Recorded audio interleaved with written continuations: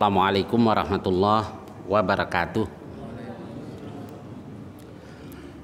Alhamdulillahilladzi arsala rasulahu bil huda wa dinil haqq liyuzhirahu 'alad dini kullih wa kafaa billahi syahida. Asyhadu an la ilaha illallah wahdahu la syarikalah wa asyhadu anna Muhammadan 'abduhu wa rasuluh.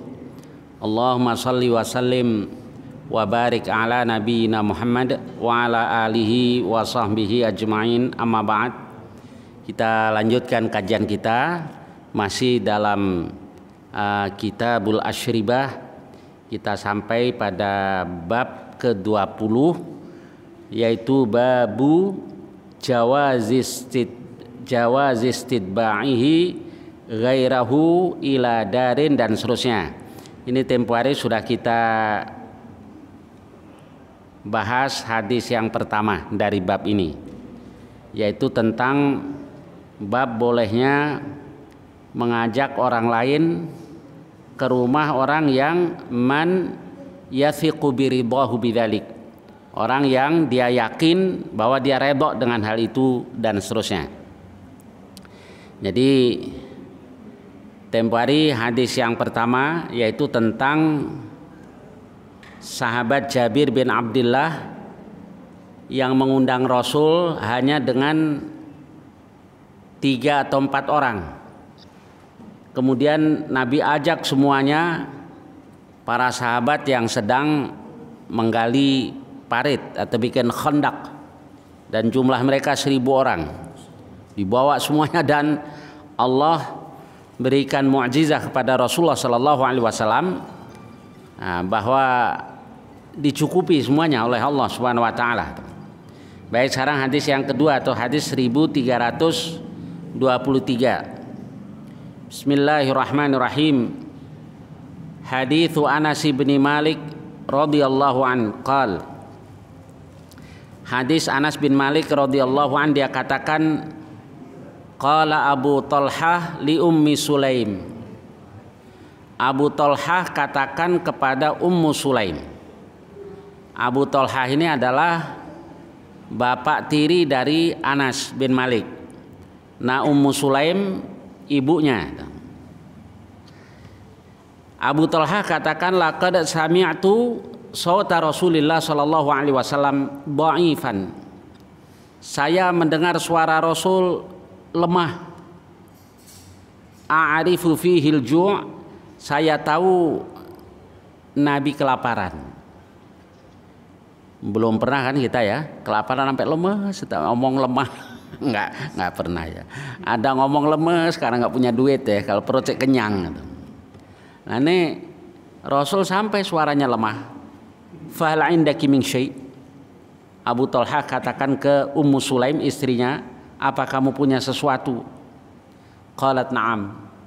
Dia katakan iya. Fa akhrajat aqrasan min sya'ir. Lalu dia keluarkan beberapa keping dari gandum, mungkin sudah jadi roti gitu. Thumma akhrajat khimaran laha. Lalu dia keluarkan kerudungnya. Fa laffatil khubza bi ba'dih. Lalu roti itu dilipat lah, ditutup itu. Kemudian thumma dassatu tahta yadi wala satni bi ba'dihi.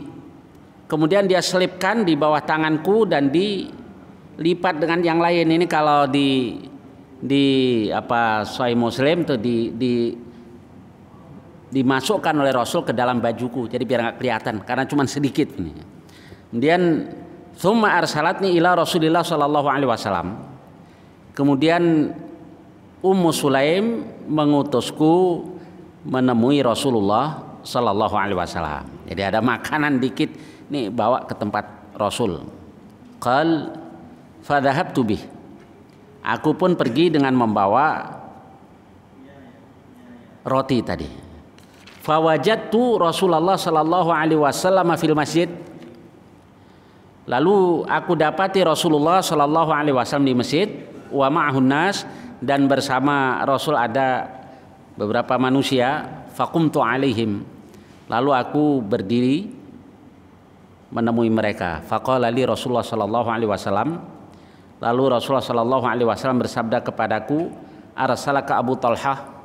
Kamu disuruh oleh Abu Talhah? Faqultu na'am. Aku katakan ya. Qal, Nabi katakan bi ta'am, yaitu untuk membawa makanan. Faqultu na'am. Aku katakan ya. Jadi Rasul sudah tahu. Jadi kok Rasul tahu ya, itu apa mukjizat yang Allah berikan kepada Rasulullah sallallahu alaihi wasallam. Kemudian faqala Rasulullah sallallahu alaihi wasallam liman ma'ah. Lalu Rasul katakan kepada orang-orang yang ada bersama Rasul, "Qumu, ayo pergi ke tempat Abu Talhah." Kok ini ya, padahal yang dikasih cuma Rasul, tapi semuanya disuruh oleh Rasulullah SAW. Nah, tadi sudah kita baca judul babnya, sebab si Abu Talhah ini terkenal dermawan.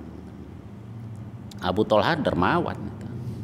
Bahkan ketika turun ayat lan tanalul birra hatta tunfiqu mimma tuhibbun, kamu tidak akan memperoleh kebajikan hingga kamu infakkan sebagian dari apa yang kamu cintai. Apa yang diinfakkan oleh Abu Talhah? Kebun. Dan kebun itu sesuatu yang berharga. Kebunnya ada di depan Masjid Nabawi. Jadi nggak usah sekarang, dulu juga strategis. Mungkin sekarang sudah masuk ke Masjid Nabawi. Nah ini maka Rasulullah Shallallahu Alaihi Wasallam membawa sahabat-sahabat yang lain ke tempat Abu Talhah karena dia tahu pasti redho Abu Talhah. Nah dari sini lalu para ulama mengambil kesimpulan kalau buat orang seperti ini nggak apa-apa kita bawa teman yang lain, yang diundang 1, 2, kita bawa 3 juga nggak apa-apa. Cuma persoalannya begini, kalau Rasul kan didoain sama Rasul, jadi cukup buat semuanya. Kalau kita ini makanannya cuma 1 piring, kita bawa 10 orang, ya tambahin lontong itu ya sekantong plastik itu nggak apa-apa ya. Yuk ke tempat apa ini gitu. Kalau kayak Rasul didoakan dan diberkahi oleh Allah Subhanahu wa taala. Baik, kita lanjutkan hadisnya. Kemudian tadi fantalaqa wantalaqtu baina aidihim. Nabi pun berangkat. Lalu aku berangkat di depan mereka hatta ji'tu Abu Talhah, hingga saya datang ke tempat Abu Talhah. Fa akhbartuhu, lalu aku memberitahunya. Faqala Abu Talhah, lalu Abu Talhah katakan, ya Umma Sulaim, qad jaa Rasulullah sallallahu alaihi wasallam bin nas wa laisa indana ma nut'imuhum. Ya Rasul, wahai Ummu Sulaim, Rasul datang dengan membawa manusia, padahal kita tidak punya untuk memberikan makan mereka. Faqalat, lalu Ummu Sulaim katakan, Allahu wa rasuluhu a'lam, Allah dan Rasulnya lebih tahu. Fantalaqa Abu Talhah, lalu berangkatlah Abu Talhah hatta laqiya Rasulullah sallallahu alaihi wasallam, hingga bertemu dengan Rasul, yakni disambut Rasul. Fa aqbala Rasulullah sallallahu alaihi wasallam wa Abu Talhah ma'ah, Rasul dan Abu Talhah datang bersama. Faqala Rasulullah SAW, lalu Rasul katakan, halumi ya Umma Sulaim ma'indak, halumi ya Umma Sulaim ma'indak, wahai Ummu Sulaim, bawa ke sini yang ada padamu. Lalu fa'atat bidzalikal khubzi, dia datang dengan membawa roti tadi. Fa'amara bihi Rasulullah sallallahu alaihi wasallam, lalu Rasul perintahkan fafutta, dihancurin, diremukkan itu. Wa asarat Ummu Sulaim ukatan fa'adamathu, lalu Ummu Sulaim memeras ukah. Ukah itu tempat samin, minyak samin yang terbuat dari kulit. Jadi kalau kita sekarang keceroten dia, kalau itu kemudian dia pakaikan sebagai lauk dari roti tadi. Tsumma qala Rasulullah SAW fihi masya Allah ayaqul, lalu Nabi katakan apa yang Allah kehendaki untuk dia katakan. Maksudnya Nabi berdoa, Nabi doakan. Tsumma qala, kemudian Nabi katakan i'dan li asyarah, suruh masuk 10 orang. Fa adzina lahum, lalu diizinkan suruh masuk. Kemudian fa akalu hatta syabi'u, lalu mereka makan hingga mereka kenyang. Tsumma kharaju, kemudian mereka keluar. Tsumma qal, kemudian Nabi katakan i'dzan li asyarah, suruh masuk 10 orang lagi. Fa'adzina lahum, diizinkan, fa'akalu hatta syabi'u tsumma kharaju. Lalu mereka makan hingga mereka kenyang, kemudian mereka keluar. Tsumma qal, kemudian Nabi katakan i'dzan li asyarah, izinkan 10 orang. Fa'adzina lahum, lalu dia izinkan, fa'akalu hatta syabi'u, mereka pun makan sampai kenyang. Tsumma kharaju, kemudian keluar. Tsumma qal, Nabi katakan lagi i'dzan li asyarah, fa'akalal qaumu kulluhum wa syabi'u. Lalu kaum, yakni para sahabat yang ada di tempat itu semuanya makan dan kenyang.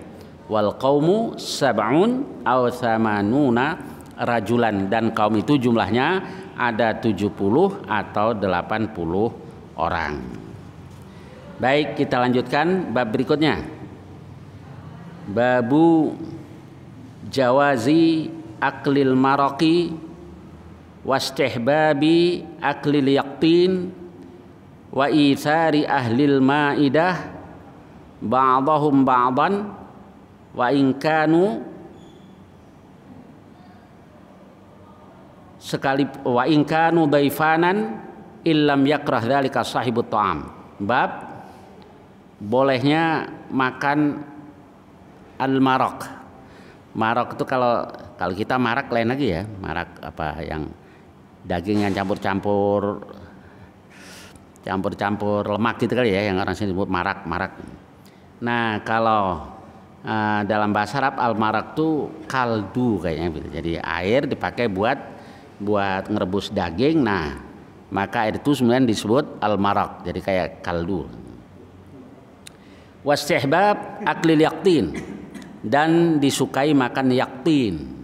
Yaktin itu sejenis labu, mungkin yang lebih mirip labu parang. Orang kita bilang labu parang, orang Jawa bilang waluh, atau mungkin itu yang lebih dekat dengan yaktin. Kemudian lalu boleh seseorang memilih gitu maksudnya. Nih saya yaktinnya ini. Nah, itu yang dilakukan oleh Rasulullah SAW. Sekalipun tamu, asal pemilik makanan menyukai hal itu. Silakan mau dipilih yang mananya gitu. Kemudian hadisnya kita lihat hadis Anas bin Malik radhiyallahu anhu qal, hadis Anas bin Malik radhiyallahu anhu qal, inna khayyatan da'a Rasulullah sallallahu alaihi wasallam li ta'am sanah. Ada seorang penjahit yang mengundang Rasul untuk makanan yang dia bikin. Qala Anas bin Malik katakan fadhahabtu ma'a Rasulillah sallallahu alaihi wasallam ila dzalika ta'am. Saya pun pergi bersama dengan Rasul untuk makanan tadi. Faqarraba ila Rasulillah sallallahu alaihi wasallam khubzan wa maraqan fihi dubba wa qadid.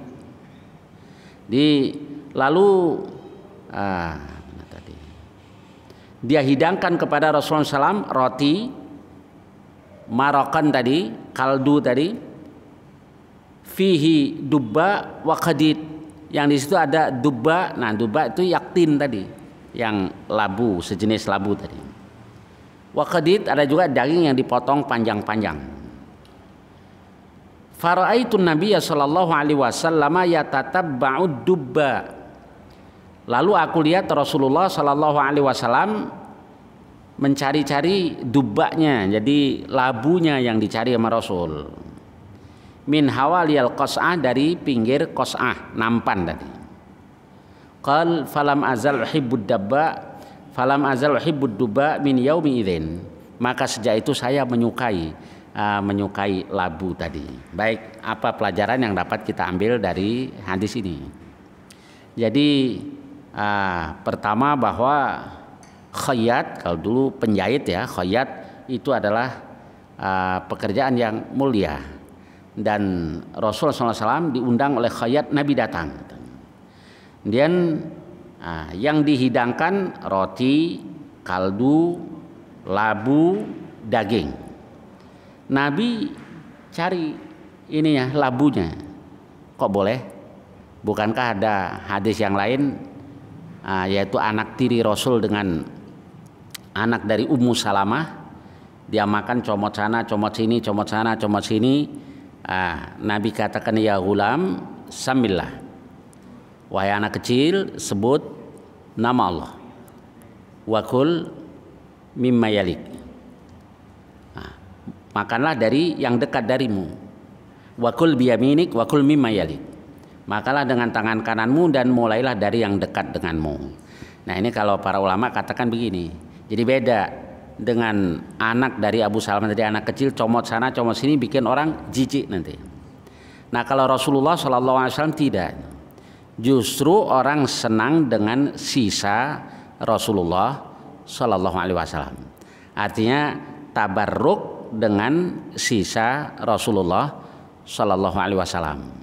Sebagaimana yang ada di hadis sebelumnya, kayak Ibnu Abbas ada di sebelah kanan Rasul, di sebelah kirinya orang tua-tua. Habis Nabi minum, izin dulu Nabi ke Ibnu Abbas. Ini orang-orang tua nih, boleh tidak saya kasih mereka? Ibnu Abbas katakan nggak bisa, saya nggak akan mengisi makan orang lain dengan bekas mulutmu.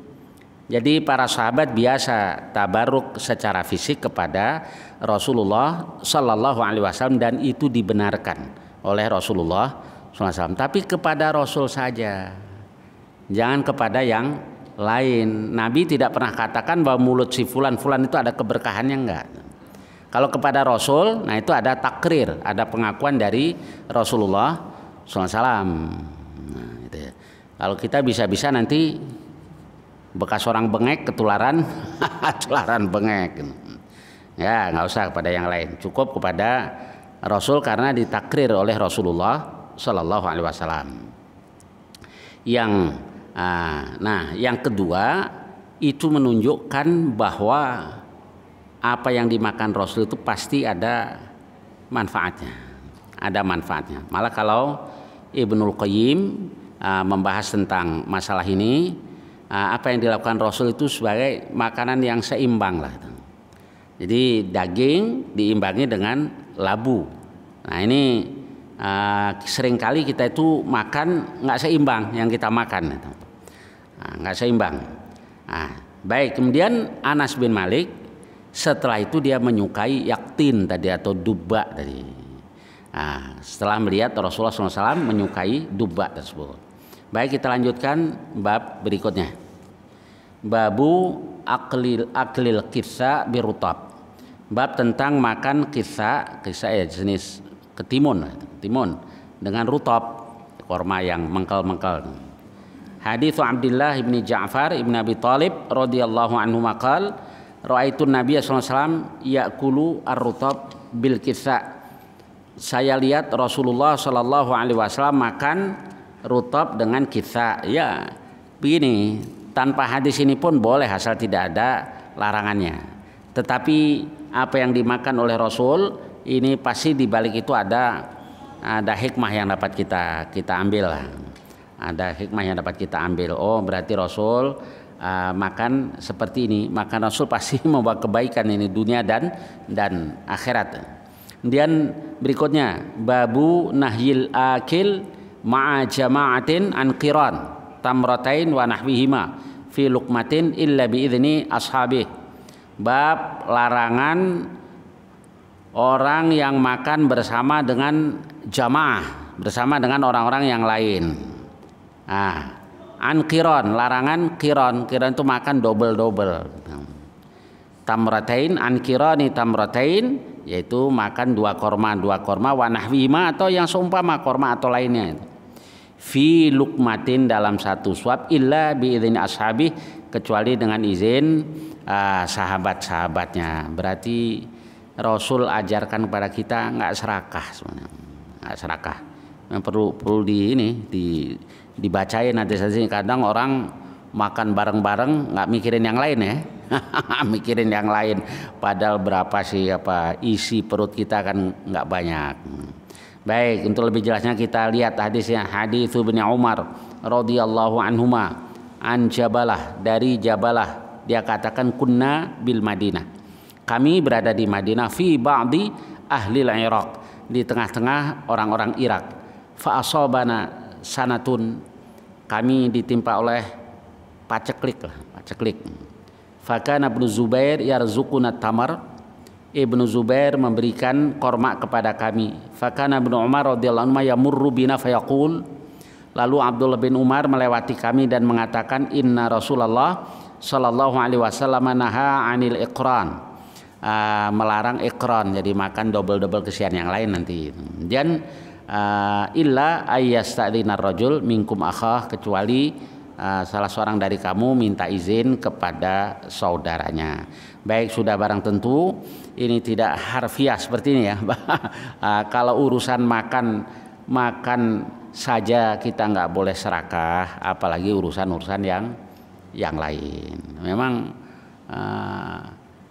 syuh itu artinya serakah plus pelit. Jadi manusia dibekali dengan itu. Nah, cuma ada yang bisa mengatasi syuh yang ada pada dirinya tadi, ada juga yang tidak. Nah, kalau tidak dituruti, tidak dilatih untuk mengekang diri tadi, ya kadang makin jadi-jadi itu syuhnya tadi, makin tua makin jadi-jadi, udah tamak plus pelit itu. Tamak plus pelit. Ada orang pelit tapi nggak tamak, ada yang tamak tapi tidak pelit, tapi ada juga sudah tamak pelit lagi. Baik, kemudian bab ke-27, babu fadli tamril Madinah. Babu fadli tamaril Madinah, bab keutamaan korma Madinah. Nah, itu ada beberapa hadis tentang hal itu yang sanadnya berbeda-beda dikit, saling melengkapi. Nah, yang ada di Al-Lu'lu' wal Marjan yang lafadznya begini, haditsu Sa'adin radhiyallahu anhu qala.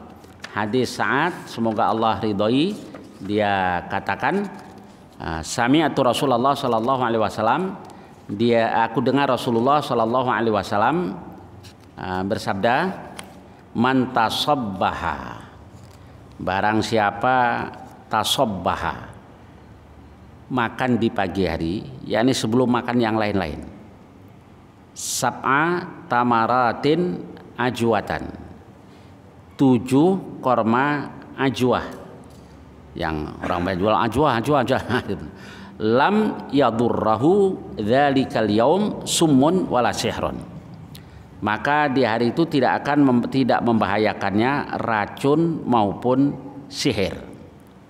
Baik, man tasabbaha sab'a tamaratin ajwatan, barang siapa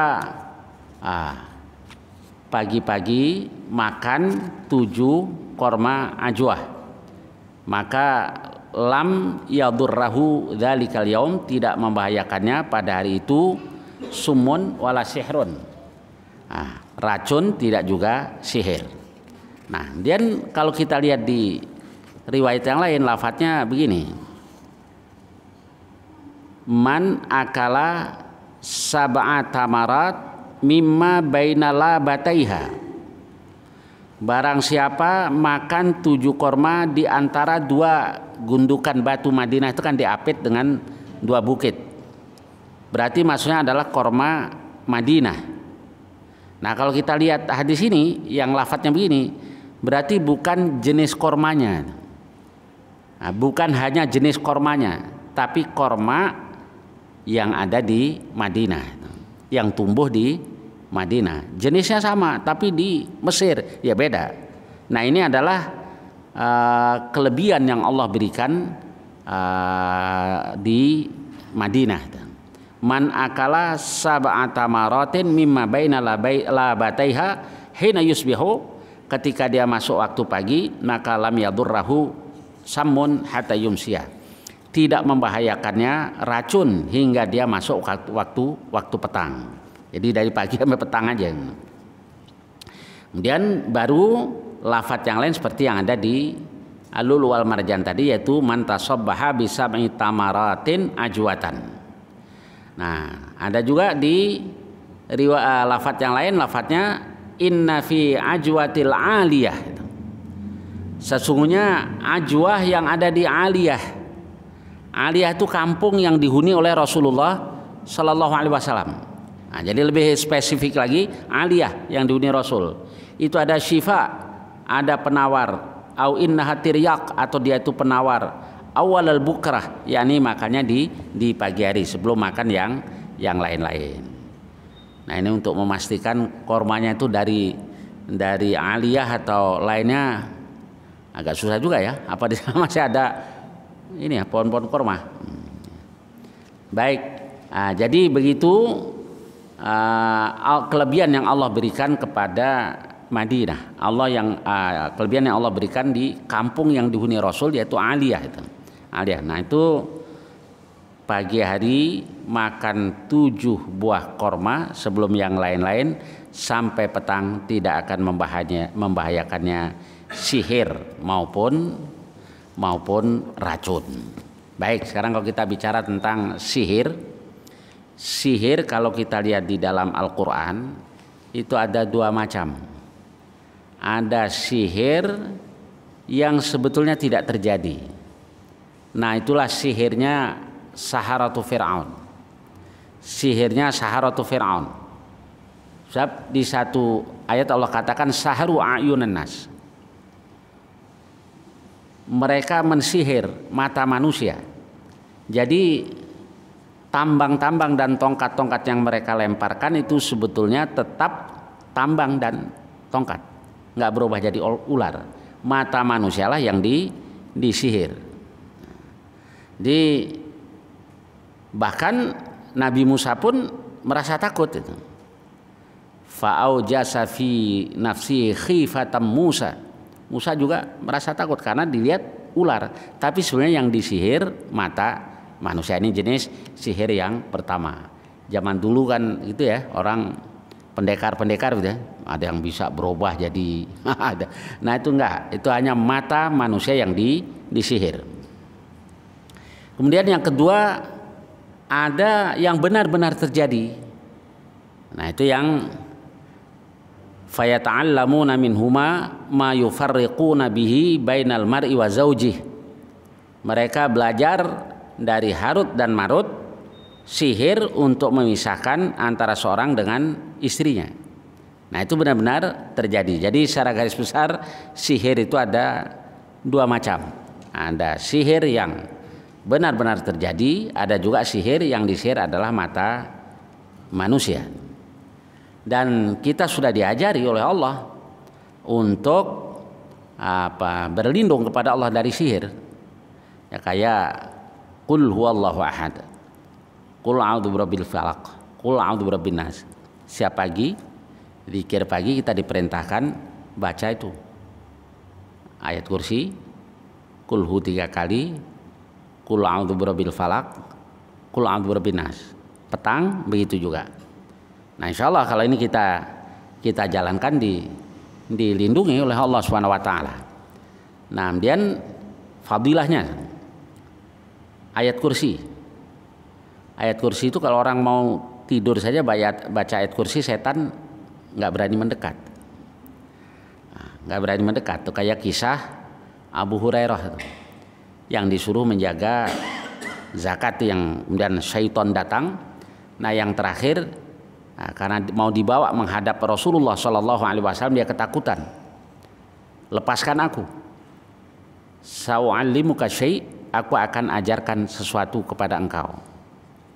Yaitu idza awaita ila firasyik faqra ayatal kursi. Kalau engkau hendak tidur, bacalah ayat kursi. Fa innahu la yazalu laka minallahi hafidh. Sebab engkau akan mendapatkan penjaga dari sisi Allah, yakni Allah kirim malaikat. Wala yakrubannaka syaiton. Syaiton tidak akan mendekati engkau hatta tusbih, hingga engkau masuk waktu subuh. Kan setan yang ngomong. Iya, tapi yang membenarkan Rasul gitu. Jadi setan yang ngomong karena dia takut mau dibawa menghadap Rasul, kelemahannya diberitahukan. Jadi bacalah ayat kursi allati fi suratil Baqarah, yang ada di dalam surah Al-Baqarah, Allahu la ilaha illahu. Dia nggak bisa lanjutkan hatta takhtimal ayat, hingga engkau khatamkan ayat itu. Nah, kalau dibaca, setan tidak akan mendekat dan Allah kirim penjaga, yaitu malaikat, kita sampai masuk waktu pagi. Nah, dalam zikir pagi petang kita diajarkan baca ayat kursi. Lalu qul huwallahu ahad, itu tauhid. Isinya kan tauhid. Qul huwallahu ahad, Allahus samad, lam yalid wa lam yulad wa lam yakul lahu kufuwan ahad. Jadi untuk menghadapi semuanya tadi, tauhid kita yang harus kita kuatkan. Jangan sampai tauhid kita ternoda dengan noda syirik. Setelah itu kita baca Qul a'udzu birabbil falaq 3 kali. Qul a'udzu birabbil falaq isinya kita mohon perlindungan kepada Allah dari gangguan yang datangnya dari luar, kan itu ya. Qul a'udzu birabbil falaq min syarri ma khalaq, dari kejahatan makhluk yang dia ciptakan. Wa min syarri ghasiqin idza waqab, dan dari kejahatan malam apabila gelap. Apa ya, kok malam apabila gelap? Ya, di malam hari itulah banyak kejahatan-kejahatan manusia. Di saat itu juga kalau kita menghadap Allah Subhanahu wa taala, ya saat-saat kabulkan doa kita, itu jauful lail al-akhir. Kemudian wa min syarrin nafatsati fil 'uqad, dan dari kejahatan perempuan-perempuan yang meniup di dalam simpul-simpul. Nah, itulah tukang-tukang sihir.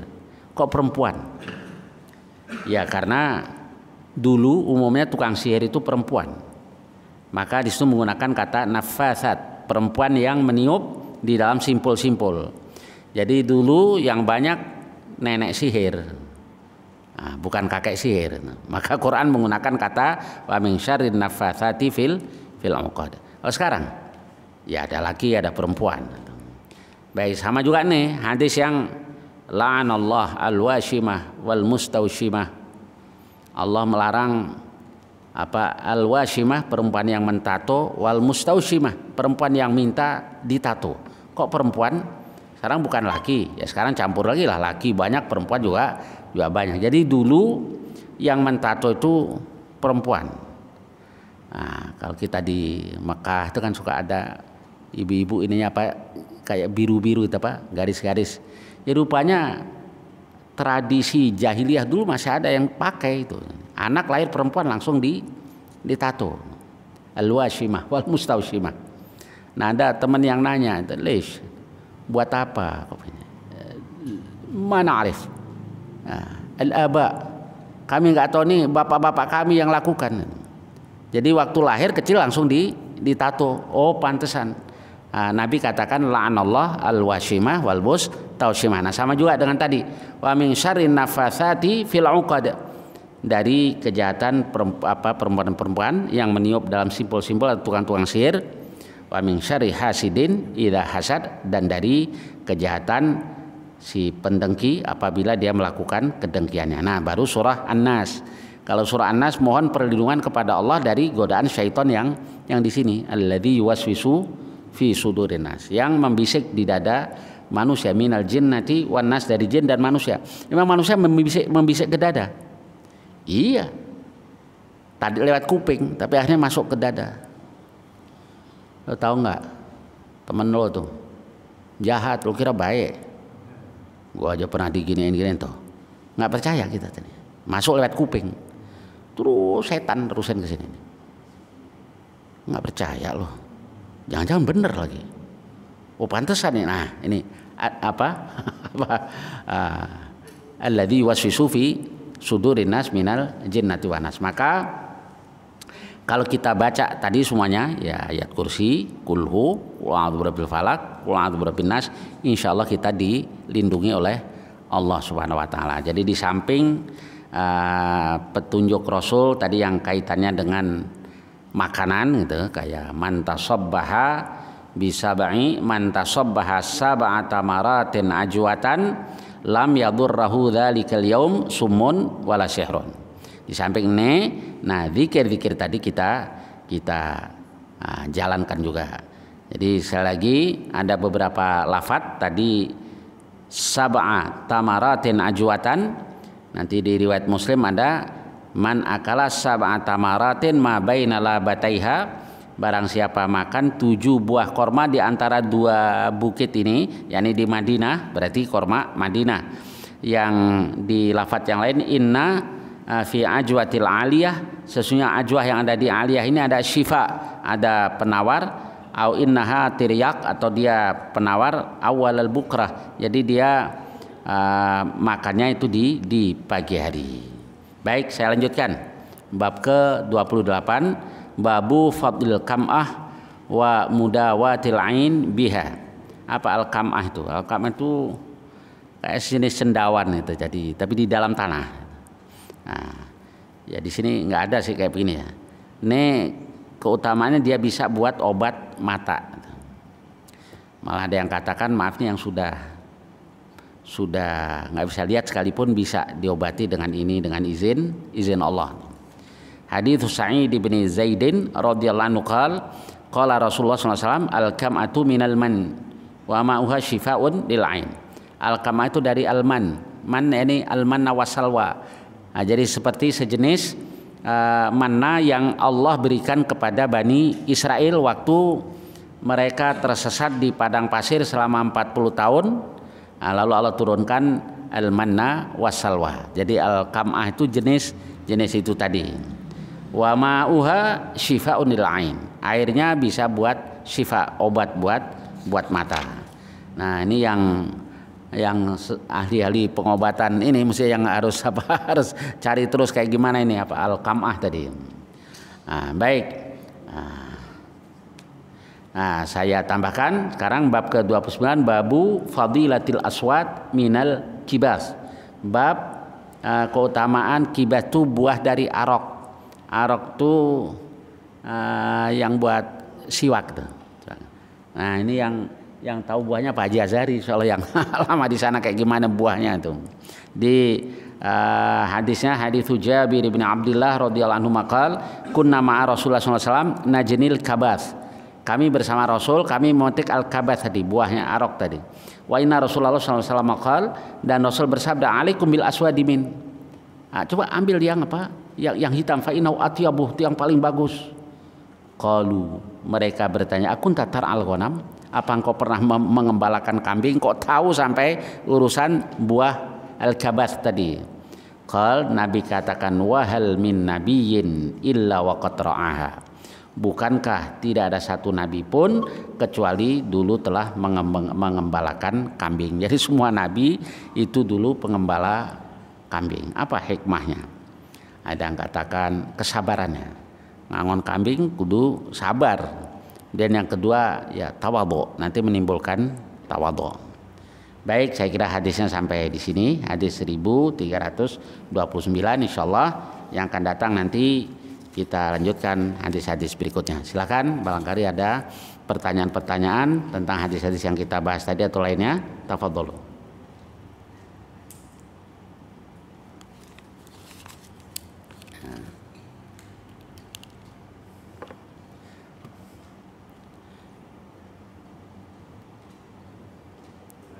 Ya, silakan kalau ada.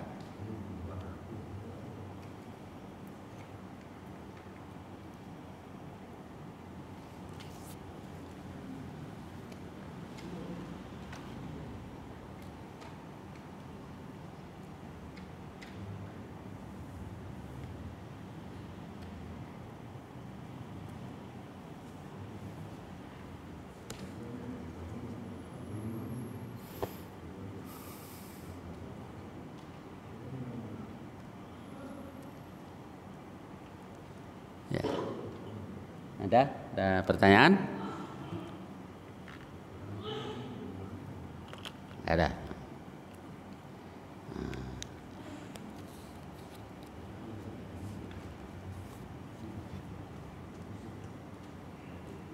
Kalau tidak ada, saya tambahkan satu hadis lagi. Masih ada waktu kan? Baik. Babu ikramid dhaif wa fadli itsari. Bab tentang memuliakan tamu. Wa fadli itsari, dan keutamaan mengutamakan tamu. Bab memuliakan tamu dan keutamaan mengutamakan tamu. Ini kalau dulu yang banyak di desa ini kayak begini ya. Anaknya sudah 3 bulan minta daging ayam nggak dipotongin ayam kalau zaman dulu. Begitu ada tamu, ayam piaraannya dipotong. Nah, ini namanya itsar, apa mengutamakan tamu. Ya zaman dulu itu. Baik, kita lihat hadisnya. Hadis Abi Hurairah radhiyallahu an. Anna rajulan atan nabiyya sallallahu alaihi wasallam. Bahwa ada seseorang datang kepada Nabi. Fa ba'atha ila nisa'ih. Lalu Nabi mengutus orang ke rumah istri-istrinya. Faqulna, lalu mereka katakan ma ma'ana illal ma, nggak punya apa-apa kami kecuali air. Jadi ada di lafadz yang lain orang itu datang dia katakan ini majhud. Ya Rasul, saya ini majhud. Maju udah susah banget deh, susah banget. Ya mungkin sudah beberapa hari nggak makan. Kemudian Nabi kirim orang untuk ke istri Rasul, coba tanya sana. Semuanya katakan ma'in di ilama. Datang ke satu lagi ma'in di ilama. Satu lagi ma'in di ilama. Saya nggak punya apa-apa kecuali air. Berarti Rasul adil ya. Nggak punya, semuanya nggak punya istrinya. Nggak punya, tinggal air. Kalau kita air yang muda rendang ya. Sini air paling muda rendang. Kemudian faqala Rasul SAW, lalu Rasul katakan man yadummu au yudhifu hadza. Siapa yang bisa menjamu orang ini? Faqala rajulun minal ansar, lalu ada seorang lelaki dari kaum Ansar, ana, saya. Fantalaqa bihi ila imraatihi. Dia bawa ke tempat istrinya. Faqal, dia katakan ke istrinya, akrimi dhaifa Rasulillah SAW, muliakanlah tamu Rasulullah sallallahu alaihi wasallam. Faqalat, lalu dia katakan ma'indana illa qutu sibyani, nggak punya apa-apa kecuali makanan buat anak-anakku. Faqal hayyi ta'amak, coba siapkan makananmu. Wa asbihi sirajak, nanti padamkan lampumu. Wa nawwimi sibyanak, tidurkan anak-anakmu. Jadi makanannya cuma tinggal persediaan makan malam anaknya. Terus dia suruh nanti kalau tamunya datang padamkan saja lampunya. Soal tamu yang nggak enak nanti kalau dia tahu cuman itu yang ada. Lalu anak-anaknya tidurnya deh dirayu biar tidur. Kok begitu ya? Ya karena tamunya lebih susah. Kemudian thumma qamat ka'annaha tuslihu sirajaha. Lalu begitu tamunya datang nih, si sahibul bait tadi berdiri, kelihatannya dia seperti mau benerin lampu, padahal mau memadamkan. Fa'atu, lalu dia memadamkannya. Nah, si perempuan tadi diri mau benerin lampu lalu dimatikan. Faja'ala yuriyanih ka'annahuma ya'kulan. Mulailah keduanya seolah-olah mereka makan. Jadi nyiplak-nyiplak itu biar kedengeran kayak orang makan, biar tamunya enak. Fabata tawiyain, lalu keduanya suami istri tadi bermalam dalam keadaan lapar. Falamma asbaha ghada ila Rasulillah SAW. Ketika masuk waktu pagi dia berangkat ke tempat Rasul. Faqal, lalu Nabi bersabda, dhahikallahu laila, semalam Allah tertawa. Jadi ada beberapa hadis yang isinya Allah tertawa itu. Ini maksudnya Allah redha. Au ajiba min fa'alikum. Atau Allah takjub, tertawa, redha dari perbuatan kalian berdua. Fa anzalallah, lalu Allah turunkan ayat a'udzubillahi minasyaitonir rajim wa yu'thiruna af'ala anfusihim walau kana bihim khasasah wa may yuqa syuhha nafsihi faulaika humul muflihun, yang ada di surah Al-Hasyr ayat 9. Ini tentang orang-orang Ansar. Mereka itu tabawwa'ud dar wal iman, tinggal di negeri itu di Madinah dan tinggal dalam iman sebelum orang-orang yang berhijrah. Mereka itu yuhibbuna man hajara ilaihim, mencintai orang-orang yang berhijrah kepada mereka. Wa yu'thirun ala anfusihim, bahkan mengutamakan daripada diri mereka sendiri, bukan karena mereka berlebihan harta, tidak. Walau kana bihim khasasah, sekalipun mereka juga membutuhkan. Nah, lalu di akhir ayat ini wa may yuqa syuhha nafsi. Tadi sudah kita bahas tentang syuh ya. Barang siapa yang dijaga, dilindungi oleh Allah dari syuh. Syuh tadi bakhil plus tamak tadi. yang ada pada dirinya, faulaika humul muflihun, maka mereka adalah orang-orang yang beruntung. Baik, ini contoh satu keluarga dari kaum Ansor, betapa mereka mengutamakan tamunya daripada diri mereka sendiri. Baik, saya kira sampai dengan hadis ini. Barangkali ada yang ditanyakan? Kalau tidak, fadhal silakan. Ya. Itu di dalam kehidupan itu kan kok lebih mengutamakan tamunya daripada dirinya. Ya. Memang kan juga kita juga punya kewajiban untuk keluarga. Betul. Terus tamu. Ya. Baik. Begini, kalau kita lihat lengkapnya hadis tadi, bahwa tamunya itu susah bener. Kalau anaknya kan cuman makan malam belum. Sebab tamunya katakan, ya Rasulullah ini majhud. Ya Rasul, saya majhud itu udah susah bener. Ya mungkin sudah lama nggak makan. Makanya apa yang dilakukan tadi dibenarkan oleh Allah, dibenarkan oleh Rasulullah Shallallahu Alaihi Wasallam. Ya banyaklah riwayat-riwayat yang seperti ini, tapi sudah barang tentu tidak masih dalam batas mengurus keluarganya, tidak sampai menelantarkan keluarganya. Wallahu alam, insyaallah begitu Pak Haji. Ya, ada lagi? Baik, kalau tidak ada sampai di sini, mudah-mudahan banyak manfaatnya. Wallahu muwaffiq. Assalamualaikum warahmatullahi wabarakatuh.